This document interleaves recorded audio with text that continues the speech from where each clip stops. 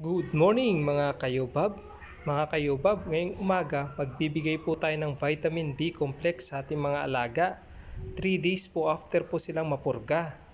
Napakahalaga po yung pagbibigay ng vitamin B complex para po mas lalong ganahan na kumain ng ating mga alaga.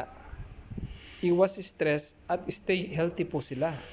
Nais ko lang po idagdag mga kayobab, after po natin magpurga, sa ating mga biik, wag po tayo magpapaligo at least 3 days po. Pero kung malalaki na po yung pupurgahan natin, at least 1 day lang po yung hindi natin pagpapaligo. Kayo Bob, 1 ml pala yung binibigay nating vitamin sa ating mga alaga. Tinuturok po natin sa bandang leeg, pwede rin po sa bandang binti. Basta po, tinuturok natin sa bandang may laman. Mga kayobob, hindi pa ako eksperto sa pag-aalaga ng baboy. Nais ko lang po ibahagi ang aking karanasan at aking mga gawain sa aking munting babuyan. Lalong-lalo na po sa mga nag-uumpisa pa lang o baguhan po sa pag-aalaga po ng baboy. Mga kayobob, sana may natutunan na naman kayo. Mga kayobob, huwag niyo pong kalimutan mag-subscribe, like, and share sa aking mga videos. Thank you for watching mga kayobob. God bless!